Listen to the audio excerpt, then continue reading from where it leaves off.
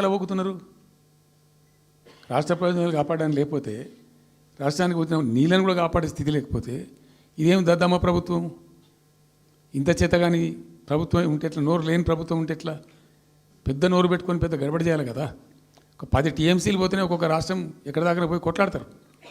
ఇవాళ మొత్తం డిపిఆర్ఏ పంపించి ప్రాజెక్ట్ని ఆగం చేసే పరిస్థితి వస్తే సప్పుడు లేదు ఒకటి. రెండవది, ఇప్పుడేం చేసిండ్రు?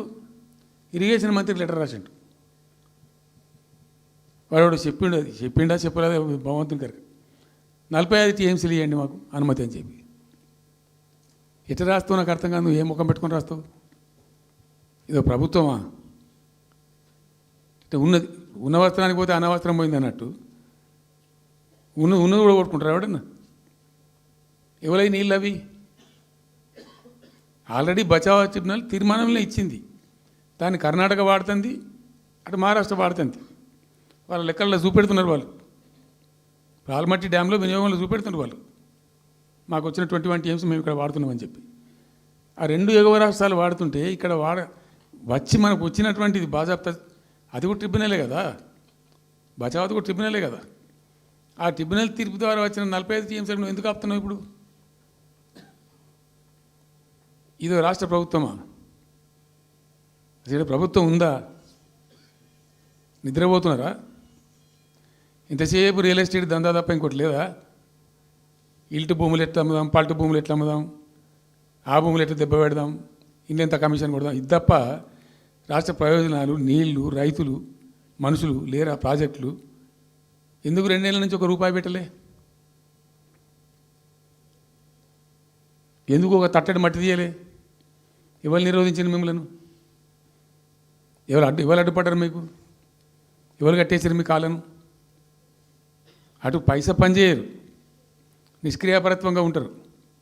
ఈ డిపిఆర్ పంపిస్తే సపోర్ట్ చేయరు. ఇలా చివరికి 45 టీఎంసీ అని రాస్తారు. అంటే ఏం కాబోతుంది? ఎవరో ఒత్తిడి ఉంది దీని వెనుక? ఏం కుట్ర దాగి ఉంది ఇది? 2 ఏళ్ళ నుంచి నేను మౌనం పాటించి చూసుకుంటూ వస్తున్నాం. తప్పని పరిస్థితి నేను బయలుదేరినప్పుడు తప్పదు. అటు కేంద్రాన్ని ఎక్స్పోజ్ చేస్తాం, ఇటు రాష్ట్రాన్ని ఎండగడతాం ప్రజల మధ్యలో ఖచ్చితంగా. ఇలా మొత్తం విస్తారంగా మాట్లాడినాం, చర్చించినాం. చాలా పెద్ద ప్రజా ఉద్యమాన్ని శ్రీకారం చుడతాం. కంపల్సరీ పాలమూరు, రంగారెడ్డి, నల్లగొండ జిల్లాలలో గ్రామాన దానికి పోస్టర్ డిజైన్ అవుతుంది, కరపత్రం డిజైన్ అవుతుంది. ప్రజా ఉద్యమాలు చేస్తాం, పెద్ద బహిరంగ సభలు పెడతాం.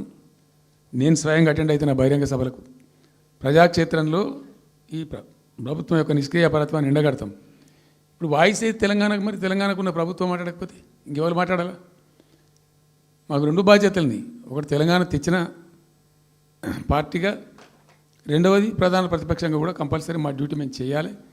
అందుకోసం గాను వీళ్ళు ఏదో తమాషకు మేము అదోటి ఇదోటి అడ్డం పొడుగు మాట్లాడి, కిరికిరి మాటలు మాట్లాడి, ఈ కారు కూతలు కూసి ఏదో చేస్తామనుకుంటే నడవదిగా. ఈ ఏళ్ళ దాకా వేరే కథ, రేపటి నుంచి వేరే తోలు తీస్తాం ఎక్కడికక్కడ. ప్రజలు ఖచ్చితంగా ఎక్కడికక్కడ నిలబెట్టే ప్రయత్నం చేస్తాం. అడుగున చెక్ చేస్తాం, ప్రతి విషయంలో చెక్ చేస్తాం. Sufficient time we have given. మేము తొందరపడి మేము ఎందుకు కన్నెర్రయ్యి మా ప్రభుత్వం పోయింది వీళ్ళు వచ్చింది అనేటువంటి ఒక పిచ్చి అయ్యి అట్లా మేము చేయలే, అటువంటి వాడికి పోలే. ఇష్యూల మీద పోరాడుతున్నాం, ఒకే ఫీజు రియంబర్స్ మీద పోరాడుతున్నాం, ఇంకోటి పోరాడుతున్నాం. రకరకాల భూదందాల మీద, దోపిడీ మీద, చెర్ల మీద, చెర్ల మీద పోరాడుతున్నాం. పార్టీ కొట్లాడుతున్నది, తప్పదు కాబట్టి కొట్లాడుతాం. ఇప్పుడు మొత్తం మొదటికే ముప్పొచ్చే పరిస్థితి ఉంది. అటు గోదావరి మీద అరాకిరి చేసి చంద్రబాబు నాయుడు, ఏపీ ప్రభుత్వం నల్లమల సాగరు, ఈ సాగరు, ఆ సాగరు, అటు గోదావరి దోపిడీ జరుగుతూ ఉంటే దాని మీద సప్పులు లేదు. ఇటు కృష్ణలో ఇంత ఘోరంగా పాలమూరు ఎత్తిపోతల మీద దీని మీద సప్పులు లేదు. మరి ఎవరి ప్రయోజనాల కోసం ఉన్నట్టు రాష్ట్ర ప్రభుత్వం? ఏం చేయడానికి ఉన్నట్టు? ఏం జరుగుతున్నట్టు రాష్ట్రంలో? కాబట్టి ఎట్టి పరిస్థితుల్లో నేనే స్వయంగా రంగంలో దిగాలనుకున్నా. దినం ఈరోజు డిసిషన్ అయిపోయింది. 2-3 రోజులలో, 2-3-4 రోజులలో, రాబోయే 3-4 డేస్లో ఆయా జిల్లాల నాయకులతో సమావేశమై ఖచ్చితంగా చాలా పెద్ద ఎత్తున అక్కడ గ్రామానికి డప్పు కొడతాం, మొత్తం సభలు పెడతాం, కవులు, గాయకులు, కళాకారులు అందరినీ తట్టి లేపుతాం. మీ పత్రికా విలేకరులను కూడా రిక్వెస్ట్ చేస్తాం. అక్కడ జరిగే అన్యాయాన్ని, ప్రజలకు జరిగేటువంటి అన్యాయాన్ని, ఈ జలదోపిడిని అరికట్టాలని ఈ కేంద్ర ప్రభుత్వం అవలంబిస్తున్న విధానాన్ని కూడా తప్పకుండా చేస్తాం. ఇన్ని రోజులు ఒక రకంగా పోయినాం, కానీ ఇక తప్పేటట్లేదు. ఇప్పుడు ఎవరితోనైనా సరే కొట్లాడతాం, తెలంగాణ కోసం భయపడం, యాందాకాని పోతాం, ఈ కొండ మీద గోపైనా సరే కొట్లాడతాం, తప్ప ఇడిచిపెట్టాం. ఇక్కడ ఏమి ముఖాలు చూసేది కానీ ఇంకోటి కానీ నైసిటీస్ ఏమి లేవు. There is no necessity at all. Will fight, డెఫినెట్గా ఫైట్ చేస్తాం. ఎందుకంటే రక్షించుకోవాలి, రాష్ట్రం యొక్క హక్కులు రక్షించుకోవాలి, నీళ్ళు రక్షించుకోవాలి, రాష్ట్ర ప్రజల ప్రయోజనాలు రక్షించుకోవాలి. ఈ విధంగా ఇప్పుడు మా కళ్ళ ముందే జరిగినటువంటి దీనిలో ఈ దుర్మార్గంలో ఎట్లా మౌనం పాటిస్తాడు కేసీఆర్? ఎందుకు మౌనంగా ఉంటాం? ఎవరి కోసం ఉంటాం? ఎందుకోసం ఉండాలి? కాబట్టి అరాకిరి ముచ్చట్లు కావు. ఇష్టం వచ్చినట్టు మాట్లాడి, ఇష్టం వచ్చినట్టు ఆల్తు ఫాల్తు కూతలు కూసి ఏదో చేస్తామంటే అది జరిగేది కాదు, జరగనీయం. రెండవది, ఈ ప్రభుత్వం కూడా సర్వభ్రష్ట ప్రభుత్వం, సర్వంలో భ్రష్టమైంది. మేము చెప్తా, బీజేపీ కథ కూడా చెప్తా. ఎందుకు చెప్పా? డెఫినెట్గా చెప్తాం. అరే నువ్వు మా ఇంట్లోకి వచ్చి మాకు దోసుకపోతా అంటే ఊరుకుంటామే? నాకు అర్థం ఎవరైతుంది? ఏమైనా ఉండొచ్చు కాక, ఏమైనా ఉండకపోవచ్చు కాక, నీ జేబు చేయబెట్టి పైసలు కూర్చుకుంటా అంటే ఊరుకుంటామా? సాధారణ కాడికైతే కొట్లాడతాం కదా. యాక్చువల్లీ ఒక పద్ధతిలో ఈ రాష్ట్రం ఒక క్రమ పద్ధతిలో మంచిగా ముందుకు పోతూ ఉంది. సంక్షేమం విషయంలో కానీ, అభివృద్ధి విషయంలో కానీ, పారిశ్రామికీకరణలో కానీ, ఐటీ రంగంలో కానీ, క్రైమ్ తగ్గించడంలో కానీ, లా అండ్ ఆర్డర్ మెయింటైన్ చేయడంలో కానీ ఒక మంచి పద్ధతిలో పోతూ ఉంది. ఇవాళ ఏందండి, జంట నగరాలలో పట్టభాగాలు నడి రోడ్డు మీద హత్యలు జరుగుతున్నాయి, అడిగే దిక్కు లేదు. మానభంగాలు జరుగుతున్నాయి, రేపులు జరుగుతున్నాయి. ఎన్సీఆర్బీ రిపోర్ట్ ప్రకారంగా 20% క్రైమ్ రేట్ పెరిగింది తెలంగాణలో. పీస్ఫుల్ స్టేట్ ఉండే, ఫ్రెండ్లీ పోలీసింగ్ ఉండే, అవన్నీ ముఖ్యమైపోతున్నాయి ఇవాళ తెలంగాణలో. చూస్తున్నాం మేము, మౌనం పాటించడానికి చూసుకుంటూ, గమనించుకుంటూ, రికార్డు చేసుకుంటూ అని చర్చ చేస్తున్నాం. ఎప్పటికప్పుడు పెరిగిపోయినాయి. వాగ్దానాలు ఏంటంటే వీళ్ళు చేసినాయి? మంచిగా ఉన్న ప్రజలను, మాకు ఓటేసే ఉద్దేశంలో ఉన్న ప్రజలను పచ్చి అబద్ధాలు టెంప్ట్ చేసి, మోసం చేసి, ఈ రాష్ట్ర ప్రజానీకాన్ని మోసం చేసి, దొంగ మాటలు చెప్పి, మాయ మాటలు చెప్పి, అర్రాస్ పాటలు వాడినట్టు వాడినండి, వేలం పాట వాడినట్టు. కేసీఆర్ 10,000 ఇస్తాడు రైతు బంధుకు, మేము 15,000 ఇస్తాం. మహిళలకు 2,500 ఇస్తాం. కేసీఆర్ కళ్యాణ లక్ష్మి ₹1,00,000 ఇస్తాడు, మేము తులం బంగారం కల్పిస్తాం. మీరు పెళ్లిళ్ళు చేసుకోకుండా ఆపుండ్రి. ఇదే ప్రభుత్వం వీళ్ళు చెప్పినటువంటి మాటలు, పెళ్లిళ్ళు చేసుకుంటూ ఆగిపోండి, మీరు నవంబర్లో వేసుకునే బదులు డిసెంబర్లో వేసుకుంటే తులం బంగారం కూడా వస్తుంది. ఉపన్యాసాలలో చెప్పినండి, మా దగ్గర ఉన్నాయి ఆ క్యాసెట్లని. ఇంకేం చెప్పినారు?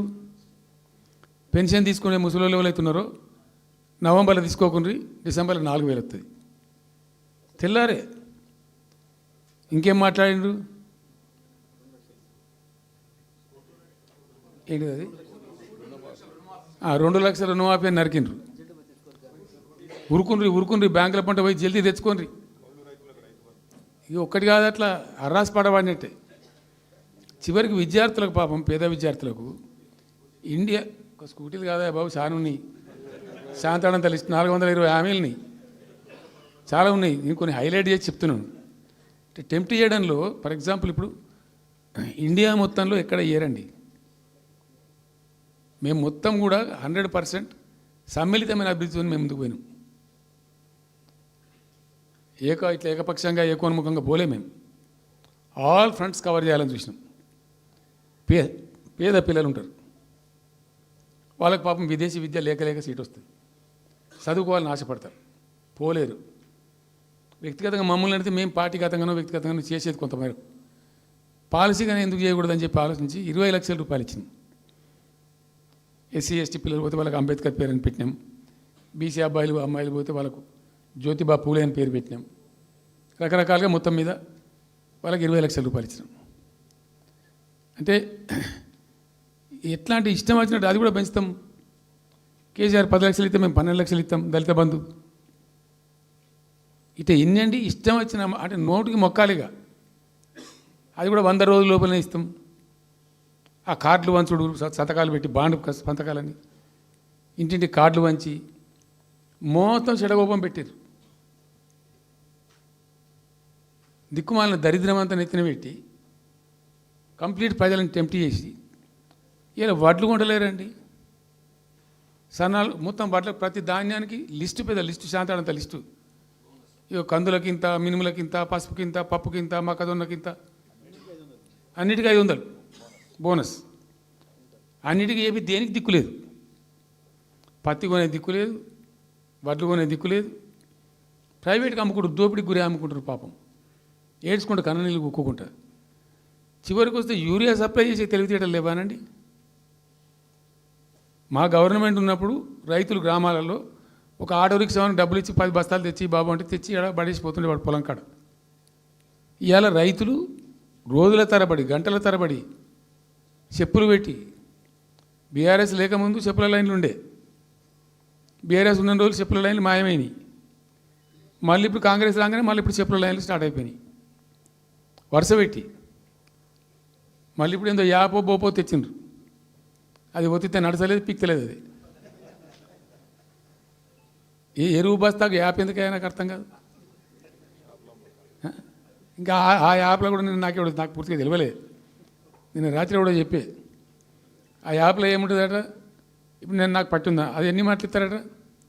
సపోజ్ నాకు 3 ఎకరాలు ఉంది. 3 ఎకరాలు ఉంటే ఎకరానికి 2 బస్తాలు చొప్పున 3 సార్లు ఇస్తారట. అది అంటే 3 సార్లు పోవాలి. ఇక యాడికి పోవాలో నాకే తెలియదు. ముఠమూల యాపే దొరకదు కాలబెట్టి. అది ఏదైనా చదువుకుని పూరాన్ని పెట్టుకొని విని పట్టుకొని తిప్పలు పడదామంటే కూడా ఆ యాప్ ఒత్తితే ఏం కనబడుతుందట. యాప్ ఒత్తితే ఏం కనబడుతుందట. ఏ గోదాంలో ఎరువులు అని చెప్తారట. అంటే ఇలా గజ్వేల్లో చెప్తారు, రేపు సిద్దిపేటలో చెప్తారు, ఎల్లుండి సిరిసిల్లలో చెప్తారు. ఏ గోదాం పోవాలి, ఎటు పోవాలి, ఇంతకన్నా జోక్ ఉంటుందా. రైతులకు మండల కేంద్రంలో ఎరువుల దుకాణం ఉంటుంది, తప్పితే వాళ్ళ తాలూకా కేంద్రంలో ఉంటుంది ఎక్కువ. అది సాగుకారు ఉంటాడు, ఇచ్చేటోడు ఉంటాడు, అప్పిచ్చేటోడు ఉంటాడు. మనం బాగా విస్తరించామమ్మా. నేను ఏమంటున్నాంటే 7,100 కొనుగోలు కేంద్రాలు పెట్టినాం కదా, వాళ్ళ ఊర్లో పోయి కొన్నాం కదా. ధాన్యం నెత్తిన పెట్టుకొని వాళ్ళ అంగడికి వచ్చి ఈ మార్కెట్ అప్పుడు తిరుగుడే బంద్ చేసినాం కదా. అసలు రైతు సెంట్రిక్గానే మన పరిపాలన ఉండే కదా కంప్లీట్గా. అని మొత్తం సాప్ పట్టేసారు. ఇప్పుడు అరాస్ పాటలు వాడి 2 సార్లు రైతు బంద్ కొట్టిండ్రు. పెన్షన్ 4,000 ఇస్తామని 2 నెలల పెన్షన్ కొట్టిండ్రు. చాలా భయంకరమైనటువంటి పరిస్థితి తీసుకొచ్చిండ్రు రాష్ట్రంలో. ఇంత దిక్కుమాలిన కథ. నిరుద్యోగ భృతి ఇస్తాము, ఇవాళ మొక్కాల ఎన్ని అసలు హామీలు. నిరుద్యోగ భృతి ఇస్తాము, తోక ఇస్తాము, నోటిఫికేషన్లు ఇస్తాము, జాబ్ క్యాలెండర్లు ఇస్తాము, విద్యా భరోసా కార్డు. ఇక వాడు చూసేవాడు అడ్డం పడి ఆయనతో ఓటేసారు జనం. ఇప్పుడు జరిగింది ఏంది, టెంప్ట్ అయిపోయినారు. ఏమైందంటే యాక్చువల్లీ ఫ్యాక్ట్ ఏంటంటే ఇదే తెలంగాణ భవన్లో ఎన్నికలకు పోతున్నాం 2014. ఎన్నికల కమిటీ, హామీల కమిటీ ఒకటి ఉండే, మేనిఫెస్టో కమిటీ. అది రాస్తాను. దానిలోకి 2-3 రిటైర్డ్ ఐఏఎస్ అధికారులు కూడా ఉంటే అప్పుడు ఒక సందర్భం వస్తే నేను అడిగిన, అసలు మనం పెన్షన్ ఎందుకు ఇస్తాం ప్రజలకు? Why do you give pensions at all? ఎందుకు ఇవ్వాలి అసలు? దానికి ఒక పరమార్థమో పర్పస్ ఉందా? అగాధం పట్టుకొని ఇట్లా పంచిపెట్టుడా ఏంది అసలు? మీ ఉద్దేశం ఏంటి సార్ అన్నారు. అనుకోకుండా దురదృష్టవశాత్తు కొందరు డెస్టిట్యూట్స్ అవుతారు, కొందరు ఫిజికల్ హ్యాండిక్యాప్డ్ అవుతారు. ఇలా మంచిగానే ఉన్నాం, ఏమో ఏమైనా ఒక యాక్సిడెంట్ అయితే కథం తెల్లారి మనం వికలాంగుడు అయిపోతాం, కదలలేని పరిస్థితికి వచ్చేస్తాం. రకరకాలు ఉంటాయి. వృద్ధాప్యం వస్తే పాపం వాళ్ళ పిల్లలు చూసి చూడకపోయారు, కొంతమంది పట్టించుకొని లేని వాళ్ళు ఉంటారు. అట్లాంటి వాళ్ళకు, అనాథలకు, ఆర్ఫన్స్కు, డెస్టిట్యూట్స్కు, విధివంచితులకు ఇచ్చేది పెన్షన్. అది ఎందుకు? అదొక పరమార్థం ఉండాలి. వాళ్ళు బిర్యానీ తినకున్నా, పెద్ద గందరగోళం లేకున్నా కనీసం 2 పూటలు పప్పు పచ్చిపులిసింది అన్నం తిని వాంజాల వాడు పండుకుంటట్టు ఉండన్న ఆ మేరకు ఇవ్వండి అని చెప్పినాం. అప్పుడు ఒక ఆయన గోయల్ సాబ్ అని ఉండే ఐఏఎస్ ఆఫీసర్, ఆయన ఉప్పుకింత పప్పుకింత అని అన్ని రేట్లు లెక్కబెట్టి 670 రూపాయలు ఇస్తే సరిపోతుంది సార్ అని. నేను గావాలకి ఇచ్చేదానికి కోసి చేయన్న ఒక 1000 రూపీస్ పెట్టు, పెద్ద కథ ఎందుకు అని 1000 చేసాం. దేనికన్నా కానీ 1000 రూపీస్ చేసినాం ఫస్ట్. సెకండ్ టర్మ్ నేను ప్రకటించిన, మళ్ళీ మేము గెలిపించుకొని ఈసారి గెలిస్తే వెంటనే 2000 రూపీస్ చేస్తామని చెప్పాను. మొదలు 1000 అన్నవాడు అడగలే, మా అంతటా మేమే సుమోటోగా మాట్లాడి చెప్పి డే 1 గవర్నమెంట్ ఇచ్చిన ఫస్ట్ క్యాబినెట్ని డిసైడ్ చేసి 1000 రూపీస్ పెట్టాం. 200 to 1000, 1000 to 2000 also first మంత్ని. Second టర్మ్లో మా గవర్నమెంట్ వస్తే ఫస్ట్ మంతే, ఏ మంత్లో గవర్నమెంట్ వచ్చినా అదే మంత్లో 2000 రూపీస్ చేసినాం, జనానికి అందించినాం.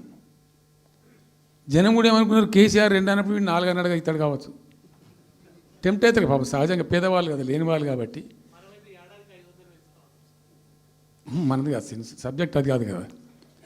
ఈయన 2 ఇచ్చిండు కదా, 200 2000 చేసిండు, ఈడు తప్ప 4000 చేస్తాడేమో అనే ఆశలో మా కోటేసే ఉద్దేశం ఉన్న ప్రజలు కూడా ఈ మాయల పడి పాపం టెంప్ట్ అయిపోయి గోల్మాల్ అయిపోయి ఓట్లు వేసినారు. ఇలా తలలు బాదుకుంటున్నారు, తిడుతున్నారు, భయంకరమైన తిడుతున్నారు. నిన్న నేను హైదరాబాద్ వస్తున్నాను, నిన్న నేను మా ఫామ్ నుంచి బయలుదేరి వస్తుంటే ఒక 10 చోట్ల ప్రామిస్ చెప్తున్నాను. 10 ప్లేసెస్లో పక్క పండు వచ్చుకో కార్లో కూర్చున్న 2 స్టీరింగ్ ఇచ్చిపెట్టి 2 చేతులు మీదకి పెట్టిండు. బాస్ మళ్ళీ మనం జల్దీ రావాలి, మనమే వస్తున్నాము, నెక్స్ట్ మనమే అని దుంకుతున్నాడు. ఆ మోటార్ బైక్స్ వేసేవాళ్ళు వాడు పక్కన పక్కన వచ్చి వాడు వచ్చి నెక్స్ట్ మనమే సార్ వచ్చేతను పోతుండ్రు. హైదరాబాద్ సిటీలో అనేక ప్లేసెస్లో కనీసం ఒక 10-12 ప్లేసెస్లో అట్లా చెప్తున్నారు జనం. అది దేనికి సంకేతం? మీ మీద ప్రజలు విశ్వాసం కోల్పోతున్నారు రోజు రోజుకు, మీ చర్యల వల్ల, మీ పిచ్చి పనుల వల్ల. ఇంకోటి ఏంది, మీరు చేసే చర్యలు ఎట్లున్నాయి? మొత్తం real estate broker దందానేనా?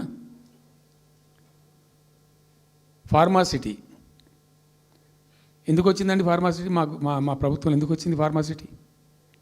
Why did we bring pharma city at all? అనుకోకుండా కొన్ని ప్రాంతాలకు, కొన్ని రాష్ట్రాలకు కొన్ని సందర్భాలు కలిసి వస్తాయి. భారత ప్రభుత్వం ఆనాడు ఉన్నటువంటి నెహ్రూ గారి ప్రభుత్వంలో ఈ ఫిలకో వ్యాధి, కలరా వ్యాధి వ్యాపించి ప్రజలు ఇబ్బడిగా చచ్చిపోయేది. ఎట్లా అంటే దీనికి ప్రాపర్ మెడికేర్ లేదు, ఎక్కడికక్కడ లోకలైజ్డ్ ప్రొడక్షన్స్ ఉండాలని చెప్పి ఐడిపిఎల్స్ అని పెట్టిండ్రు, కొన్ని కీలక రాష్ట్రాలలో పెట్టిండ్రు. అందులో మన అదృష్టంకు ఆ టైంలో హైదరాబాద్ కూడా ఐడిపిఎల్ వచ్చింది.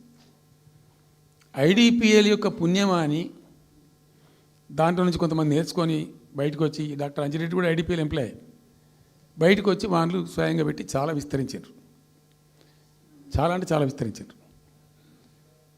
ఆయన దగ్గర అంజిరెడ్డి దగ్గర పనిచేసిన కూడా బయటకు వచ్చి వాళ్ళు పెట్టుకొని వాళ్ళు విస్తరించారు. ఇట్లా ఏమైపోయింది, Hyderabad has become a medical hub, pharma hub. ఒక ఆయన వచ్చి నాకు డబ్బులు బాగున్నాయి కాబట్టి నేను 10,000 కోట్లు పెట్టి పరిశ్రమ పెడతాను నడవది, ఎడబడతా అంటే పెడతా అంటే దానికి ఎక్కువ కావాలి. అంటే ఆ ఎంప్లాయీస్, ఆ టెక్నీషియన్స్, ఆ కథా కార్ఖానా ఎక్కడైతే ఉంటుందో అక్కడ సక్సెస్ అవుతుంది. అట్లా ఏమైంది, ఫార్మా యొక్క ఎక్కువ బిల్డ్ అయింది హైదరాబాద్లో. ఫార్మా యొక్క ఎక్కువ బిల్డ్ అయిన ద్వారా చాలా ఇబ్బడి ముగ్గడిగా కంపెనీలు వచ్చినాయి ఇక్కడ. అసలు 1/3 వరల్డ్కు మన జినోమ్ వ్యాలీ నుంచే వ్యాక్సిన్ సప్లై అవుతుంది. ఇవాళ 1/3 of the world Hyderabad genome valley నుంచే వ్యాక్సిన్ సప్లై అవుతుంది. అట్లా ఎప్పుడో ఉన్న బయాలజికల్ ఈవెంట్స్ ఆ రాజుగారు స్థాపించారు ఆ కాలం 104 సంవత్సరాల క్రితం నిజాం పీరియడ్లో.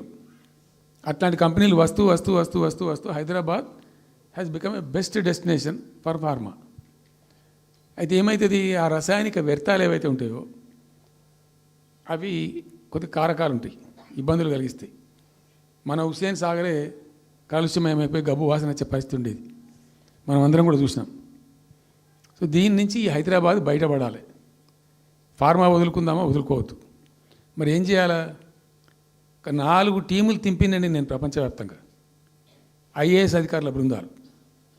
శాంతికుమార్ గారు అని చెప్పి ఆమె చీఫ్ సెక్రటరీ కూడా రిటైర్ అయింది. ఆమె అప్పుడు హెల్త్ సెక్రటరీగా ఉండే కొంతకాలం. ఆమె నాయకత్వంలో పంపించాం, చాలా దేశాలకు పంపినాం. మరి తిరిగి రండి. ఇప్పుడు ఏమైంది, మందులు లేని ప్రపంచాన్ని ఊహించలేం. మందులు కావాల్సిందే.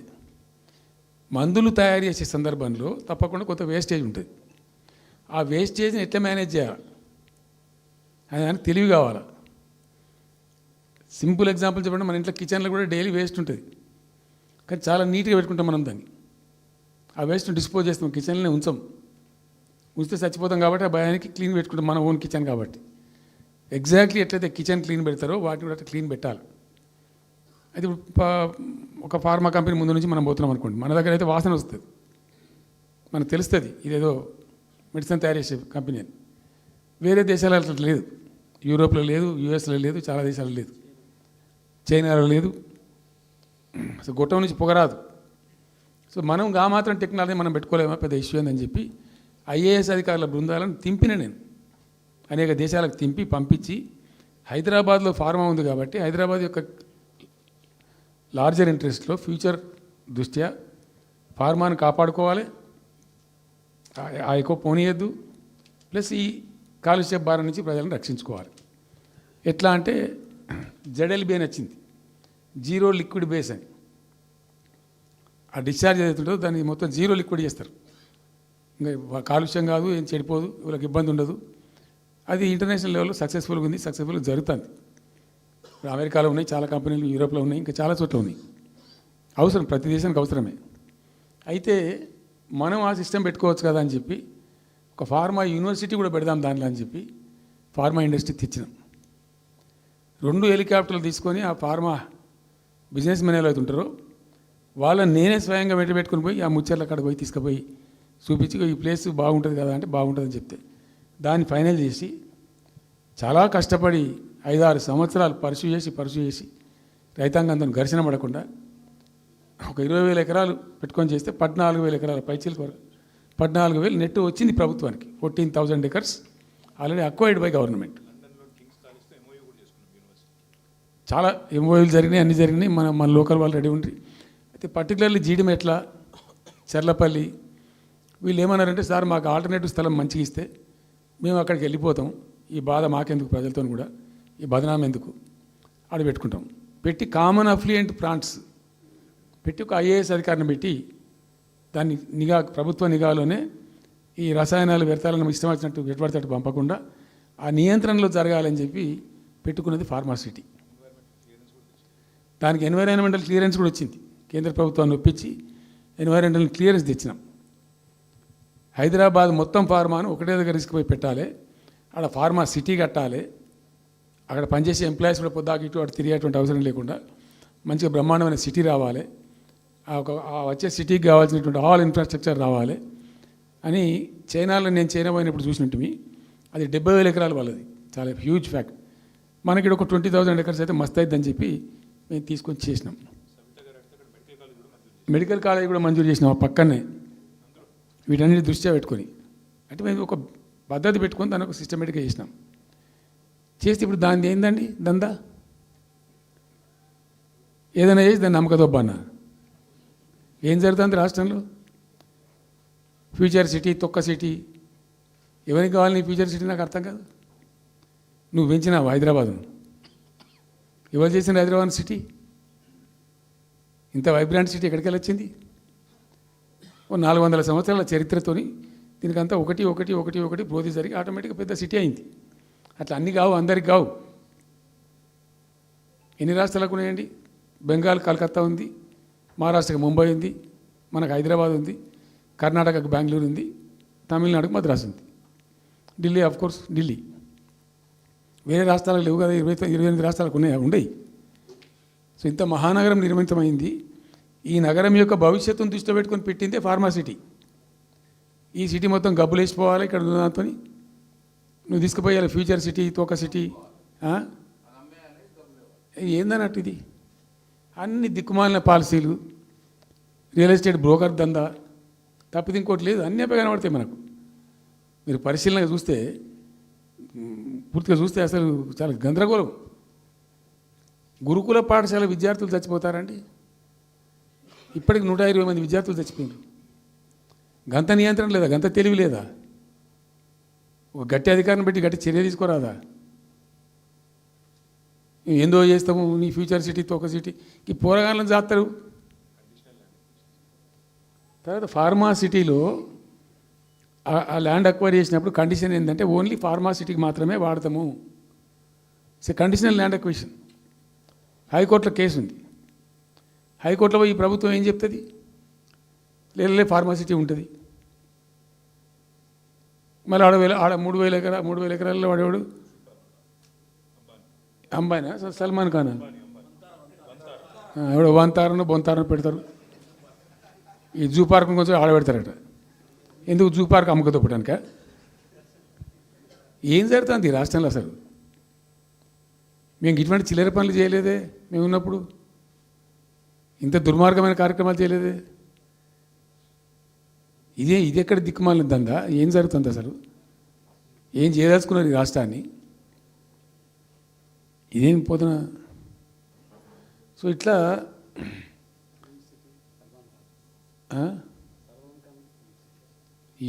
అది ఏందో నేను ఒక్కటే మాట్లాడుతున్నానండి. బిజినెస్ మీట్ పెడతాం, ఎంఓయూలు చేసుకుంటాం. ఏ ప్రభుత్వం చేయాల్సిందే. అడ్డగోలు జమాబందీ దానికి లెక్కలేని కథ అంటే ఏందన్నట్టు. ఒక హైప్ క్రియేట్ చేసుడు, దీనికి ఆజుడు, దీనికి గురువు చంద్రబాబు నాయుడు. ఇప్పుడు చంద్రబాబు నాయుడు చెప్పిన లెక్కల బిజినెస్ వచ్చేది ఉంటే, ఎంఓయూలు సక్సెస్ అయ్యేది ఉంటే ఆంధ్రప్రదేశ్లో ఈ పాటికి 20 లక్షల కోట్లు వచ్చి ఉండాలి. ఆయన ఫస్ట్ టైం అలా సీఎం ఉన్నప్పుడు ఆ ఊళ్ళో పెట్టే కదా, వైజాగ్లో, అమరావతిలో కదా, వైజాగ్లో పెట్టిండు. వైజాగ్లో ఎవరు వెళ్ళి ఎంఓయూలు చేసిన వాళ్ళంటే వంట మనుషులు అని చెప్పిండ్రు. ఆ స్టార్ హోటల్లో ఉండే బయట వంట మనుషులు, వాడు ఎవడు సప్లై చేసేటోళ్ళు, వాడు వచ్చి కూర్చోపోయి సంతకం పెట్టే పెట్టిండు వాడు పాపం. అవునా అండి, పాపులర్ అయింది అది. ఇప్పుడు మరి ఎక్కడ ఆ పెట్టుబడులు ఎక్కడ చెప్పండి? ఆఖరికి 10,000 కోట్లు అన్న రావాలి. 15 లక్షల కోట్లు, 6 లక్షల కోట్లు, 8 లక్షల కోట్లు.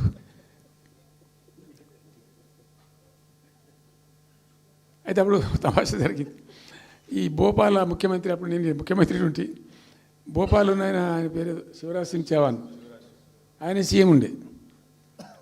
ఆయన ఆ ప్లానింగ్, అదే ఇప్పుడు నీతి ఆయోగ్ ఉంది కదా, దానిలో సబ్ కమిటీకి ఆయన చైర్మన్.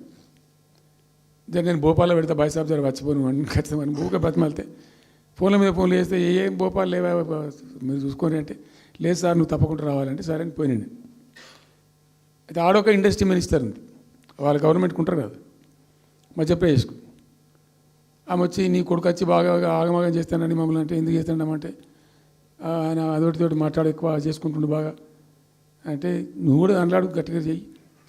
ఆమె వసుంధర రాజే చెల్లెలు, ఆమె పేరు యశోధర రాజే ఏదో అన్నది. అంటే నేను అంతకుముందు ఒక కొద్ది రోజుల ముందే నేను భోపాల్ పోవడానికి ఒక దాదాపు 2-3 మంత్స్ బిఫోరే మోడీ గారు వచ్చిండు. అక్కడ వచ్చి 14 లక్షల కోట్లకు ఎంఓయూ చేసి పడేసారు. ఇది మధ్యప్రదేశ్ గవర్నమెంట్.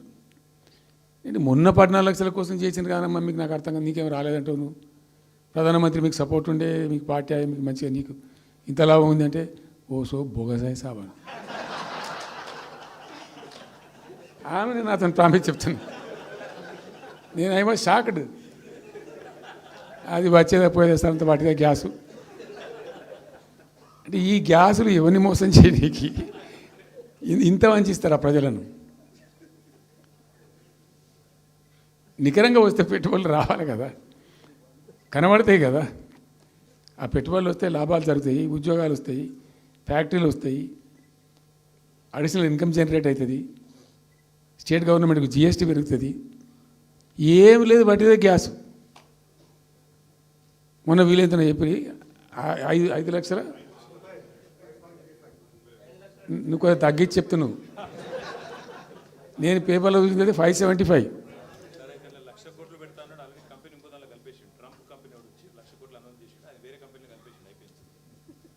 ఇట్లా ఇది ఏమి ట్రంప్ ఓడికి ఇంపి ఇదంతా ఏం పంచాయతీ?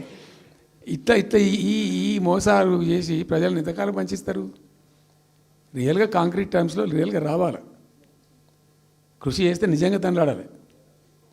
మా గవర్నమెంట్ వచ్చిన నాడు హైదరాబాద్ నుంచి సాఫ్ట్వేర్ ఎక్స్పోర్ట్స్ 57,000 కోట్లు ఉండేనండి. మేము దాన్ని